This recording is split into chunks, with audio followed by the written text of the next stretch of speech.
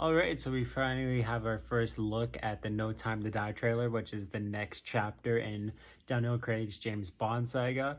This trailer has a lot going on in it. We get a bunch of first looks at a lot of things, but this movie looks pretty sweet. So yeah, without further ado, let's kind of do a little trailer discussion. Let's get into it. So the trailer opens up with a shot of Madeline and James.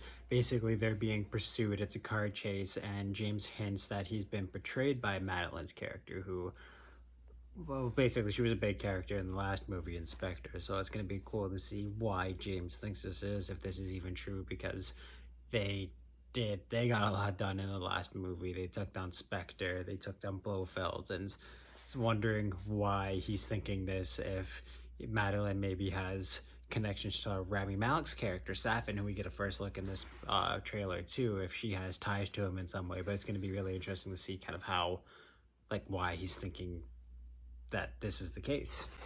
There's a lot of action in this trailer too, and then the orchestral piece that they play in the background is really, really riveting, and it's really cool. It's really cool to hear. Of course, it ties into your normal James Bond theme, which, I mean, everyone loves that theme. It's pretty sweet. The dialogue in the trailer kind of ties into that, where they're saying so much is happening, where MI6 can't control it all, and they kind of hint that James Bond has gone missing, or they can't find him, and it's just so much that they can't keep up with, and they need all the agents that they can get. From this, we get our first look at another double agent who is played by Lashana Lynch. Her name's Naomi, but she is another double agent, and she has a little conversation with James Bond, and basically in it, she's just kind of saying, stay in your lane. I've been doing this for a couple years. I'm a double agent, and like this, I don't know if they're going to be competing with each other to solve this case or whatever it is, like the main plot of, or whatever the big threat is, but I feel like they're going to compete for a little bit. Maybe they have to work together, but yeah, no, it looks like there's definitely going to be a rivalry between 007 and this new double agent. And speaking of Blofeld, he does make an appearance in this movie, and it's really, really cool to see Christoph Waltz. He is one of my favorite actors, but I'm wondering if he's gonna play a bigger role, or if this is just kind of gonna be his one little cameo role. Maybe he even helps James Bond find Rami Malek's character in this movie, helps take him down, but I'm happy to see him back, because Blofeld's easily one of the best 007 villains, and it's going to be really cool to see kind of how they grow his character in this movie. And then the next shot, we get we get to hear Rami Malek's character speak a little more, and he's been described as kind of a character that really gets under James Bond's skin. He's supposed to be just like an evil, kind of disgusting kind of villain, and you can tell that he's really trying to play the I'm looking at a mirror card, you and me aren't all that different when it comes to how he interacts with James.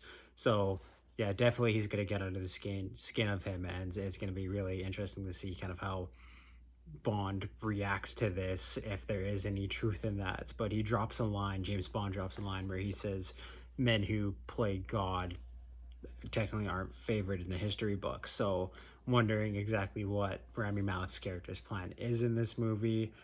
If he's going to be a terrorist on a large scale, but he has a really disfigured face, so I'm wondering if that has to do like what he was the victim of, or what he was succumbed to get these scars, and if that has any, if that's going to play any role in his plan, what he plans to do with the world. Looks like too, Blofeld's commentary in the scene before is gonna get under the James skin. I think this is going to be the movie where we see him the most vulnerable, because he has so much writing on it. And same thing too with Madeline's character. It looks like there's a lot that she didn't let on in the first movie that's really going to come back to haunt both of them, and it's definitely, it's going to make Bond feel the most vulnerable he has, and I'm really excited to see that and how he reacts to it and how he deals with all of this.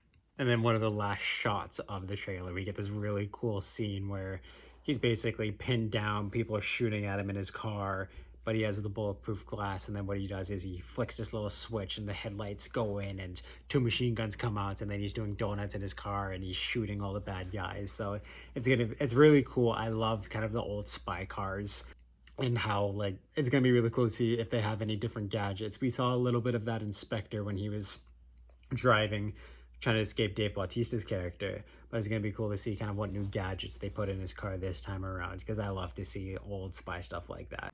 It looks like, too, there's going to be a lot of action set pieces with vehicles in this movie. There's a lot of that shown in the trailer, at least. So I'm wondering if it's really going to put his driving skills to the test, or how much kind of hand-to-hand combat we're going to see in this movie. There's also a lot of gunplay, too, it looks like, in this one. So it's going to be an action-packed movie. I think this is supposed to be the last James Bond movie with Daniel Craig. So I feel like it is going to go off with a big bang, and I'm really excited to see how it plays out. But yeah, this was an awesome trailer, and I can't wait to see more from it, and I can't wait to see this movie.